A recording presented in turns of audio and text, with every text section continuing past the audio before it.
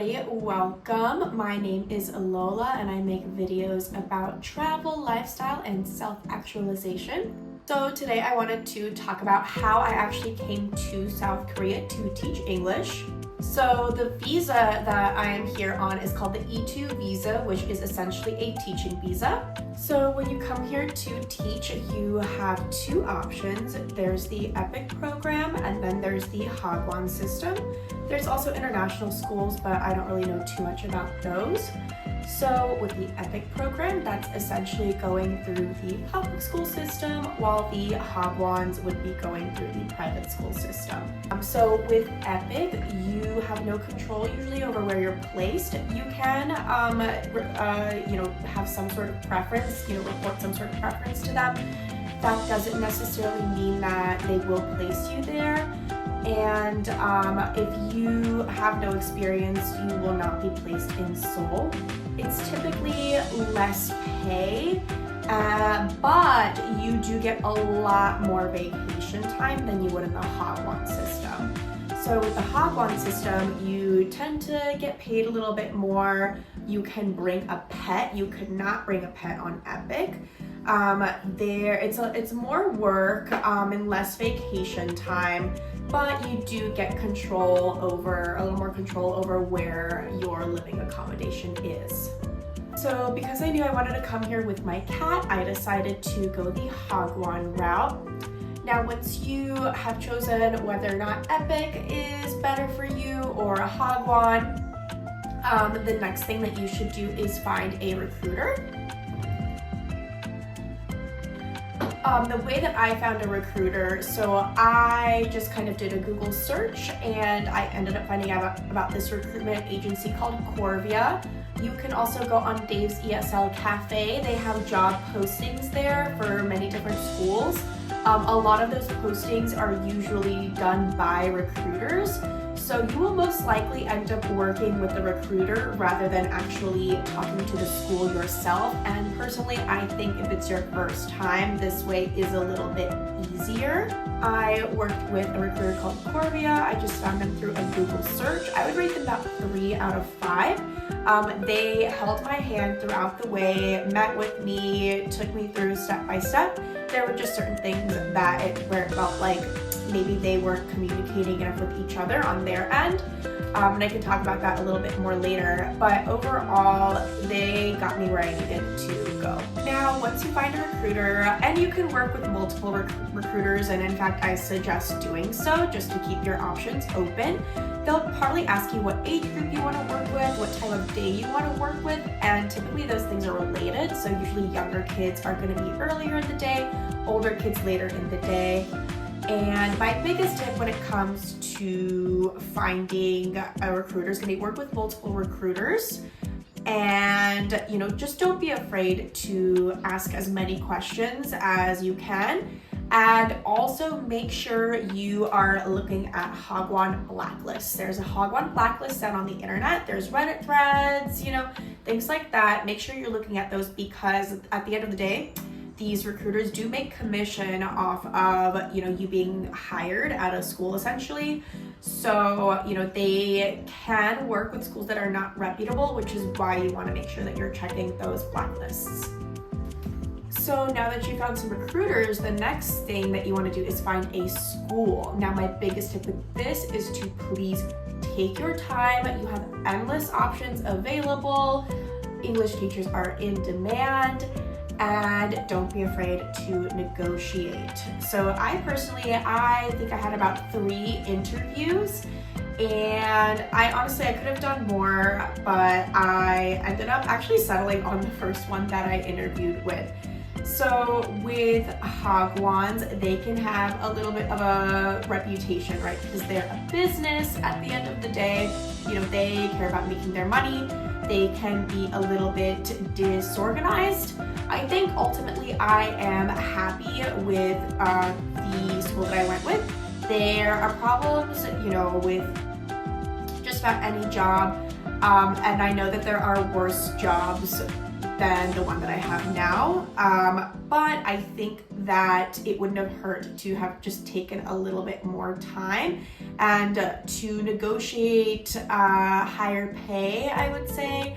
And I wish I would have negotiated more sick days, because I do not typically get sick. I did not get sick back home, but coming here, my immune system was not used to, the microbiome here. So I'm just like getting sick every month, and I only have one sick day now. So I wish that I would have looked into that a little bit more with my contract.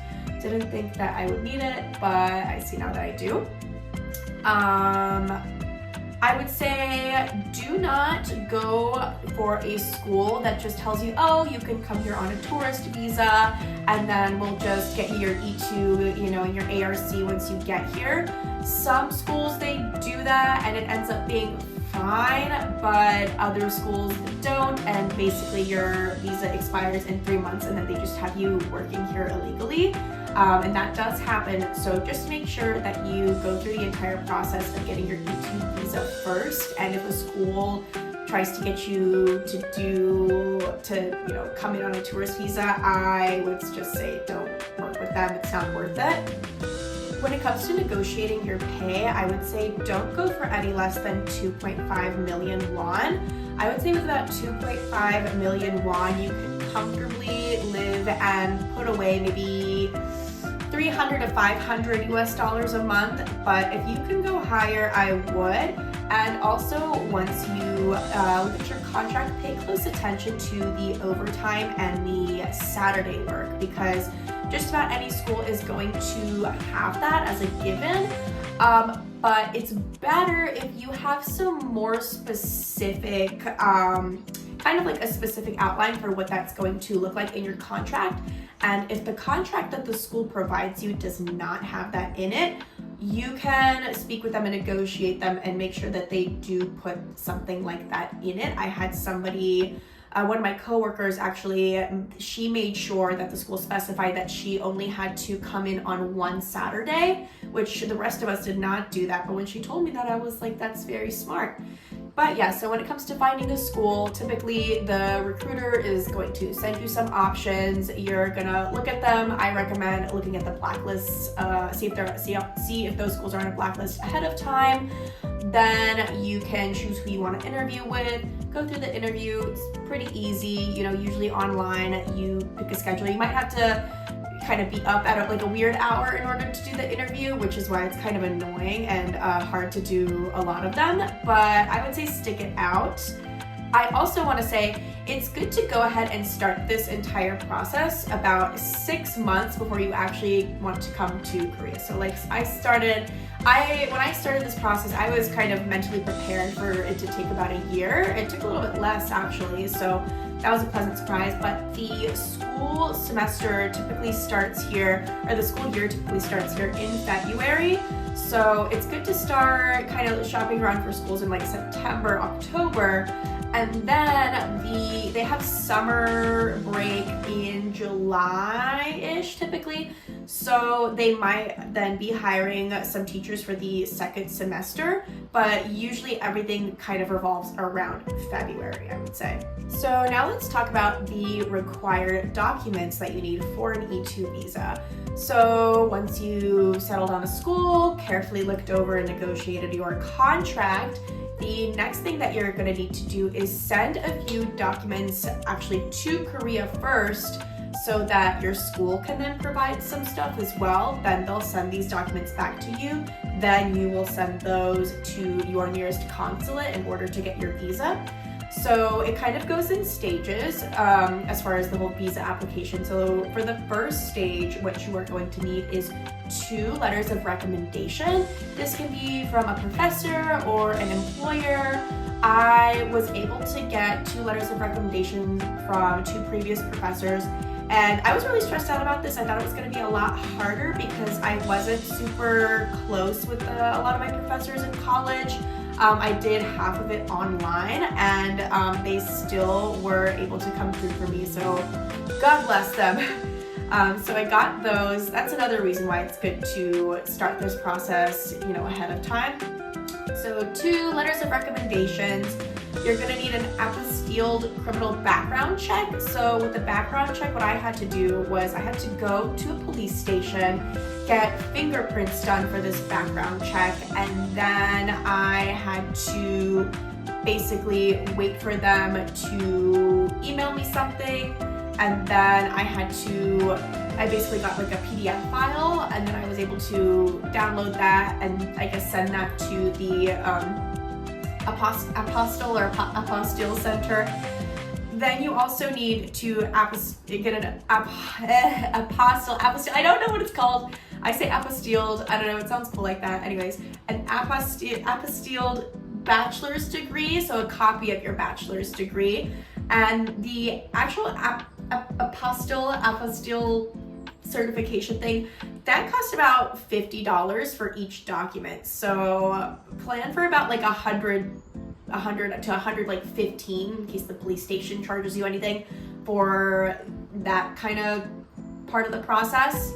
You're also gonna need your sealed college transcripts. You're gonna need to give them your resume or your CV, some passport photos. I think I had about 4 of them done just at the CVS.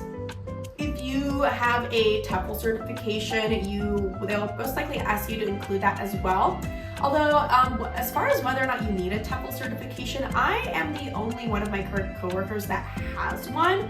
So if you do have one, I would say leverage it to get more pay. But if you don't have one, then it won't necessarily hinder you getting a job here, is what I've noticed. And then you are going to also need a signed copy of your employment contract. So I know that was a lot of information, so just to review, that's 2 letters of recommendation, your apostilled criminal background check, your apostilled bachelor's degree, your sealed transcripts, your resume/CV, some passport photos, and your signed employment contract, and then also your TEFL certification if you do have one. Now they're probably going to ask you, so my recruiter asked me to FedEx this to them, which was about another $50. So I sent this to my recruitment office. They were able to get all of the necessary signatures and documentation on the school's end in Korea, and then they were able to send it back to me. So this part of the process was about $150. So then the recruiter is going to send back, the recruiter or the school is going to send back most of these documents to you, and then they're also going to send you basically like a visa issuance form that you're going to need to fill out as well. Part of it I think the school has filled out too. So once you get that form with the visa issuance, that has a visa issuance number, you are going to need to take your passport, which should have been valid for 6 months already, some more passport photos, and then this visa issuance form, and then you are going to send that to your nearest consulate. You can check that online. Usually the recruiter will tell you as well. For me, it was Atlanta when I was living in Florida. I believe there's one in Texas too, but they're kind of spread out throughout the US like that. So just make sure you check online, see where your nearest Korean consulate office is, and then you are going to send that there. I believe it has to be via UPS. I'm pretty sure they specifically did not want any kind of like DXL or DHL or FedEx or anything like that. So that's about another, I would say, maybe $25 added to that cost. So in total, just the actual visa application process, I would say kind of expect that to cost about $200 to $250. So now once you get your visa, the last thing that you are going to need to do is actually coordinate your arrival, in which case you will need to go ahead and book a flight. Now, it used to be that a lot of the schools used to cover the cost of your flight. Nowadays, it seems like a lot of them are not doing that, especially not the ones in Seoul, is what I've noticed. So my school, they are giving me a flight allowance of about 1 million won, and I only get it once I complete my contract. And it's about $700, so it's really only gonna cover maybe a third to like half of my flight back. So that was something that I just kind of financially had to prepare myself for because I wanted to come here, which I accepted and I was fine with that. But this is another case, I think, where if you go to a more rural area, they might be more likely, or you might be able to leverage it so that they cover the whole cost of your flight as well. So the flight for me, I flew out of Atlanta, so that was about, I would say most of the flights are about $1,500 to $2,000. I was also bringing my cat, which added another $200 to the flight expense, and that was a whole other expense, which I have a separate video that I'll link down below. That is about traveling to South Korea with a cat, and all of the documentation and the costs and things like that that are associated with that. But yeah, so in February, I think most of the flights were like $1,500 to like $1,700. High end would be $2,000.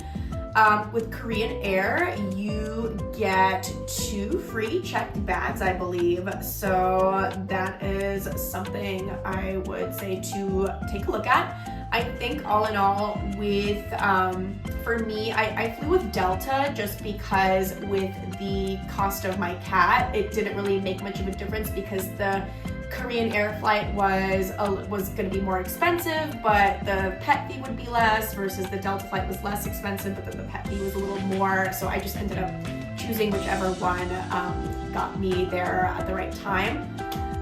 So yeah.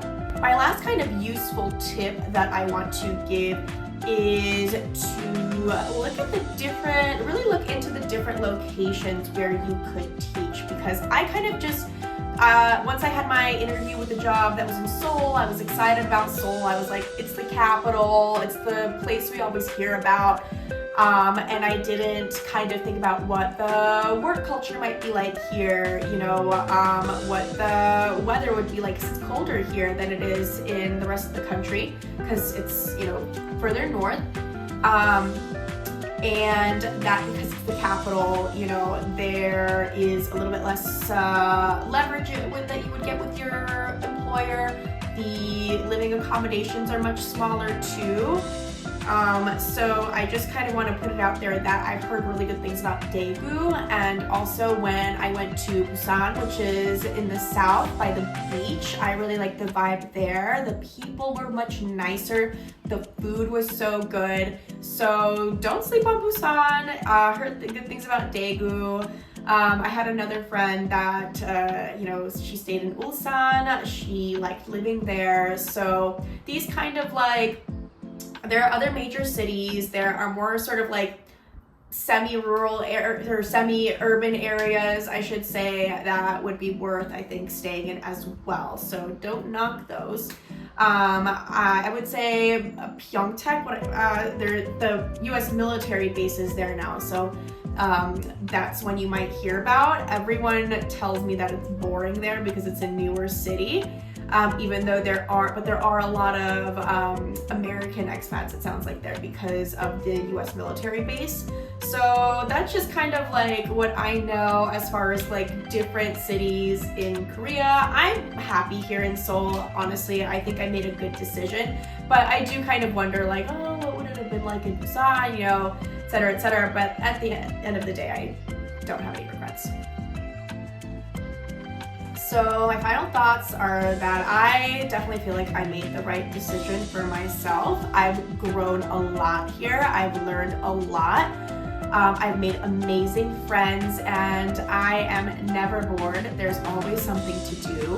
One of the biggest things I think I've learned here is how to fight for myself and take care of myself. I've outgrown people-pleasing tendencies since I've been here. I have become more okay with, all of the flaws. I mean, just living in a foreign country, not speaking the language, you're gonna have a moment of inadequacy every single day. And, at the end of the day, all you can do is just laugh and have fun and forgive yourself for all the mishaps, and just learn and live and be happy.